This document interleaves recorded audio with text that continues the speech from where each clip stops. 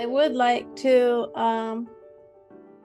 put Micah on the spot here for a moment, because Micah's had some amazing news in the last few days or week, or I don't know when you got this news, Micah, but have you had a chance to share it with the group or with the school and community meeting or anything? Or I know it was posted in the TSE Slack. Maybe some of you have seen it. Yeah, it was on the Slack. Michael posted it there. Yeah. I haven't talked about it much, but basically I got $10,000 from Tyler Cowan, who runs a bunch of things, including Emergent Ventures, which is sort of this donation site where he gives money to young people who are trying to start their careers. So I applied and I talked to him, and I asked him if he could give me $10,000 to help me start a series, sort of a documentary series. And he said yes. So that was really exciting. Wow. And so I've been planning and will be planning for the next few months where I'm going to go to, which animals I'm going to document, and what I'm going to do. So that was really exciting. And over the summer, I think most of you guys know, I started a podcast where I interview experts on animals, like what are the problems facing animals and what are the solutions. And it's much more complicated than problem solution. So, yeah. That's awesome, Micah. Congratulations, man. Yeah, congratulations. That's amazing. That's Thank wonderful. you so much. That's wonderful, Micah. What Yeah, that's amazing. do you want to put your link to your podcast channel in the chat? Sure, I'll do it one more time. I know you have before, yeah. And it's on we can post it in our Slack group, maybe our class channel, so it just sits there so everyone can know to go. Sure. I think it'd be really cool to not just support our fellow classmate here, but learn from what he's doing. So this $10,000 is earmarked for your travel or your equipment or your Everything for the whole expenses? series. Everything for the whole series. Well, what we're gonna do is 2 episodes to show to big studios like Netflix or National Geographic or Disney, and those 2 episodes are just to prove that I can handle a series, and ask them if they want to make a whole series with me. So it would cost a lot more than $10,000 to make a whole series about this, but the $10,000 is just for the 2 episodes, and that includes paying for flights, hotels, cameras, mics, Food. Yeah, well, I do that anyway without the $10,000. Yeah. Yeah, but just the expenses, and also marketing to get it going and put it out there so people will actually know it exists. How do you find yeah. How do you find the people that you interview? Well, actually, last Wednesday I contacted 17 more people. It's not that hard. You basically there's a bunch of different ways I do it, but you can go to Google Scholar and type in tiger conservationists. There's all sorts of researchers you can contact there, or you can go to YouTube channels like WCN. They interview a bunch of other researchers there. So I wrote down a list and contacted all of them, or you can just go to normal Google and look up tiger conservation organizations and talk to them. Is tiger conservation the main thing, your passion, or is it all different animals, and is tiger conservation just on your list next? It's all sorts of animals. The most poached ones I think are in the most severe condition are sharks. There's 100 million taken out of the ocean and killed for shark fin soup every single year. So if you do that for 10 years, that's 1 billion sharks. That's 1/8 of our human population. So that's a lot of sharks. Yeah. And the And- repercussions to the ecosystem are the domino effect of that too, I would assume. Taking out a major apex predator from the ecosystem. Yeah, I have 2 videos on sharks. You can watch my more recent one. I think it's better. With Gavin Peters, who is another guy I interviewed, and is very good on this sort of stuff. And he talks about it. And how did you meet Gavin? Same way? I think he's from Shark Allies, an organization. So I found them, I contacted them, I asked if I could interview someone there, and they said, sure, interview one of our people here. We have Gavin who wants to do it with you. Wonderful. Yeah. One of the things that I'd like us to think about this year is this interview format. Last year, you know, we had Alana's friend, remind me, this wonderful lady's name is escaping me right now, Alana. Stella. She's still alive, by the way. She's still here with us. That's so wonderful. And we had Stella, and Stella shared her story about how she edited Disney, like, you know, classic Disney stories, Bambi and Seven Dwarfs and Cinderella and all these iconic Disney almost myths, right? Almost myths. And Stella has been helping Alana. Alana has her own story to tell as well, and maybe we can get to that next.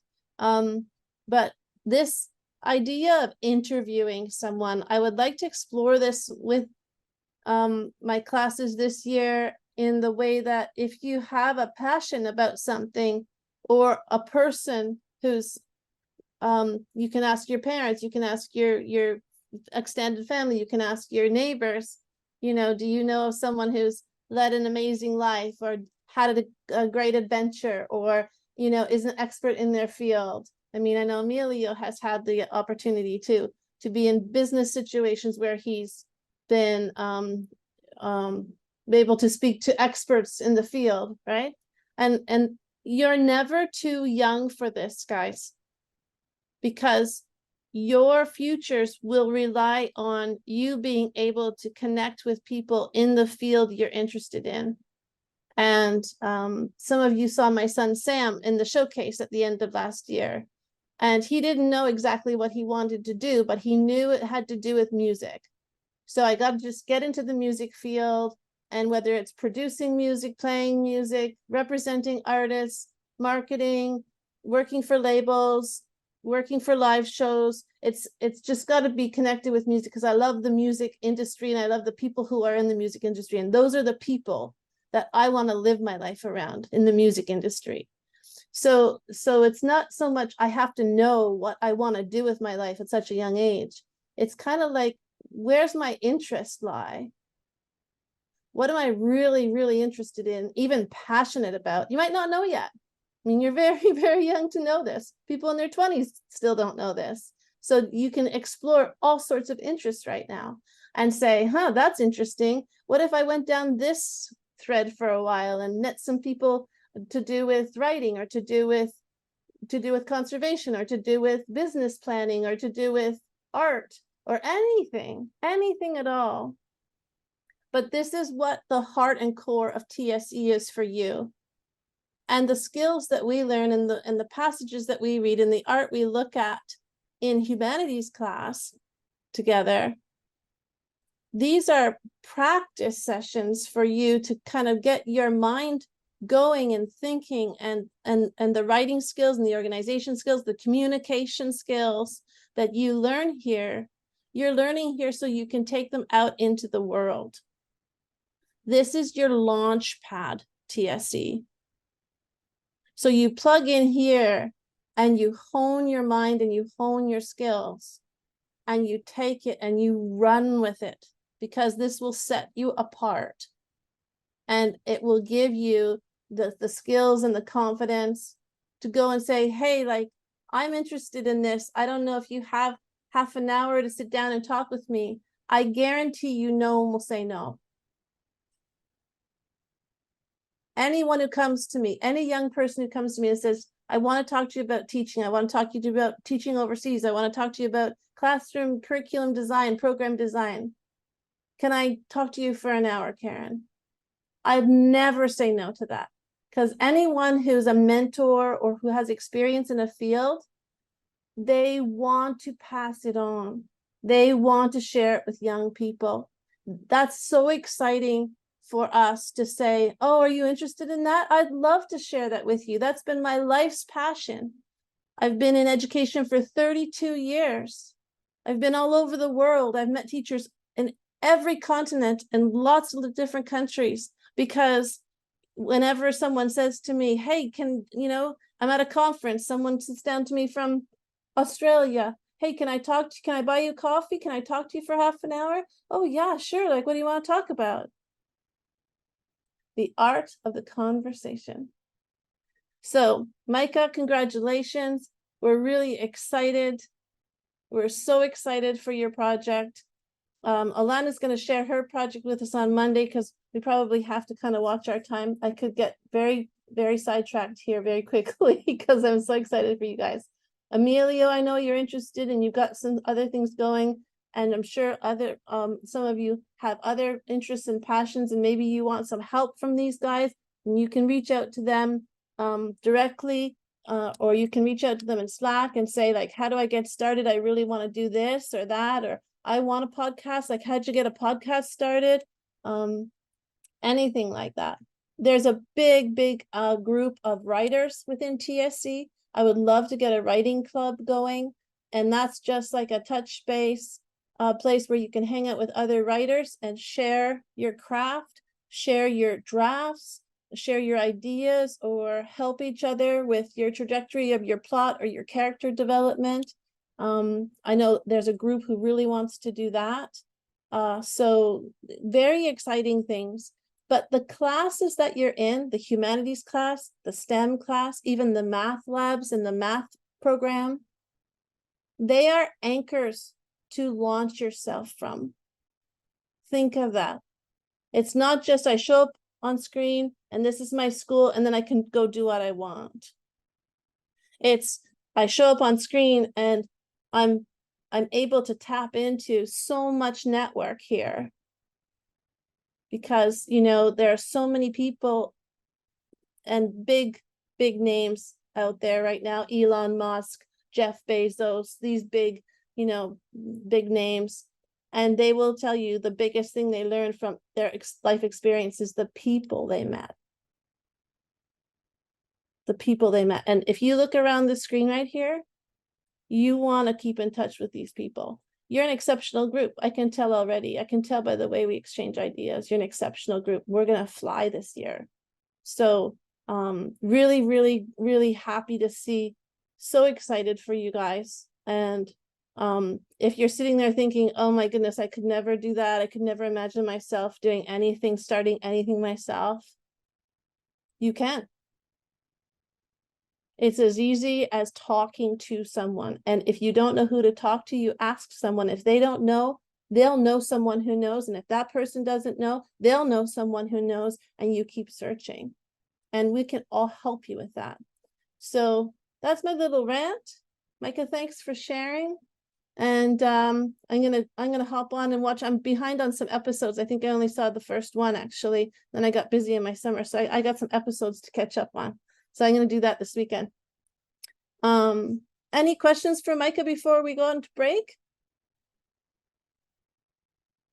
How did you start the podcast? Like, what platform did you go to? What platform did you know you'd use? Did you make scripts? Who'd you find? Well, it started with my goal, which I figured out was animals and how I could protect them. And with long discussions with people and my dad, I sort of forget how I got this idea, but we ended up with the idea of just trying a podcast out of all things and seeing how it goes. Like if it wasn't working for 2 weeks, I'd stop doing it. But you just try things and you get good at trying things and learn stuff and figure out what's helping animals and what isn't. And it doesn't have to be animals. It can be whatever you're interested in, but it all starts with your goal. And how I came up with the podcast, I don't exactly know. But it wasn't too hard. I mean, my dad just happens to also make videos on his channel. So he's a great editor for me, and he's been editing some of my videos. So, like, find someone who you know can help you and ask them if they will help you. And because you can't do all of this by yourself. It's too hard. I'm 12. I don't know how to edit videos. I barely know how to contact people. It's all very new to me, and probably will be for you guys too. But people will help you, like Karen said. And so can you just ask your question one more time? I sort of forgot it. Yeah. So how'd you get yourself out of the idea stage and the writing it down into an actual podcast?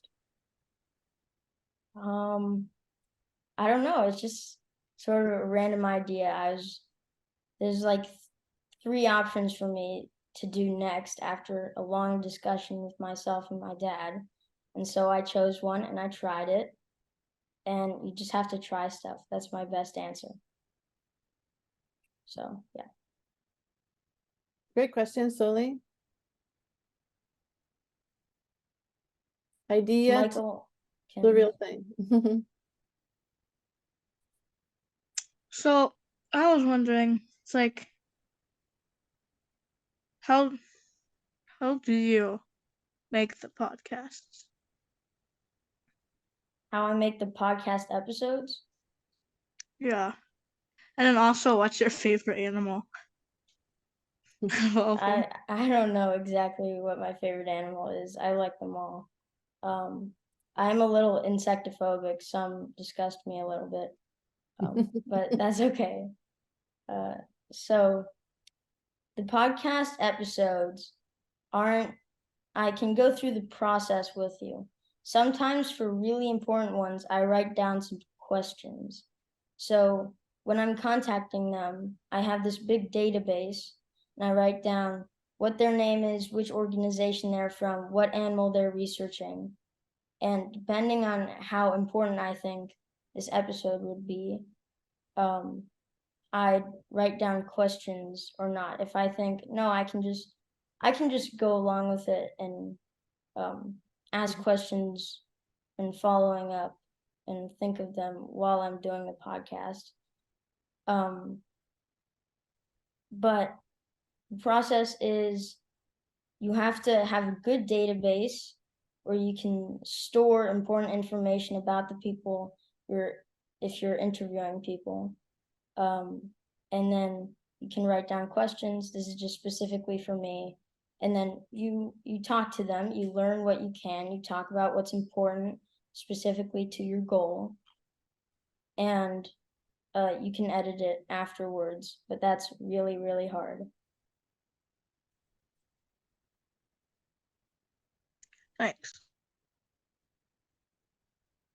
So my question was, how do you get, since you're in your early stages of your podcast and you're not too well known, how do you get enough leverage to get people to say yes to an invitation?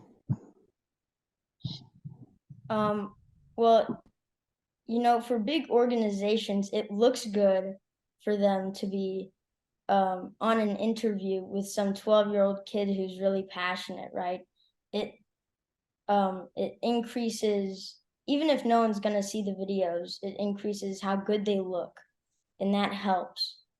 And I don't tell them how many subscribers I have. I show them a link to my channel, but they're just nice people. They want to help young people, just like Tyler, get to their goals, and they're also interested in animals, and I am too. So they're looking for passionate young people, and I guess I'm one of those. So I mean, I do get no's. That happens for the really big organizations like Wild Aid or Traffic. I'm too small for them to interview them. But 20% of them say yes generally, or 30%. And so you just have to keep contacting more and more people. That's specifically for having a podcast for me. That's great. Thanks.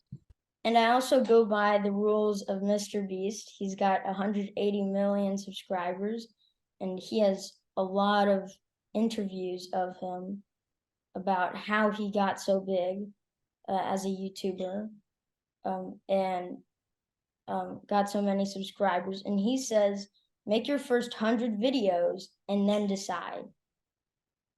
So I go by his philosophy. See if you like it, try it, okay? Everything, you just have to try it. Yeah, don't assume.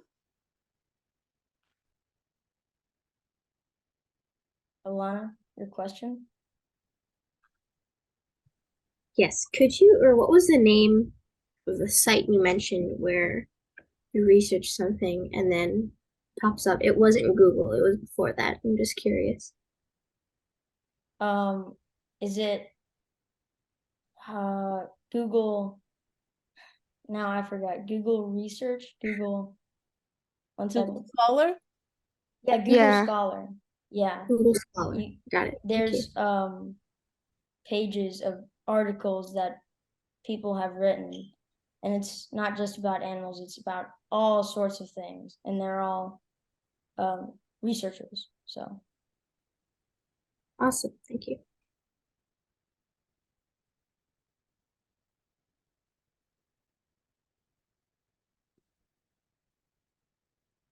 is that all the questions? It made me think of this link, Alana, to Masterclass. There are many, many writers on Masterclass there. Architects, scientists, business people. That's a really good thing. Me and my mom watched some of those. They're really good. Yeah. And it like really varies Yeah, so like much. there's every imaginable profession, right, Dorothy? And then sometimes it's not always about profession. Sometimes it's just about like mental health, Yeah, etc. yeah.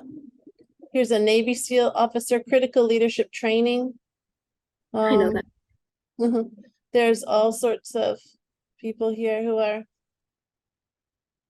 doing their thing, building your own personal something. That one's really good. Carla Welch, yeah. Yeah, so these are all Yeah. new that are Noam Chomsky, Independent Thinking and Media's Invisible Powers. That would be probably a cool one for Micah. Media's Invisible Powers, 42 minutes. So this is how you leverage the power of social media and the internet and all these people. So if I wanted writers, I know Margaret Atwood's on here. So if I want writers,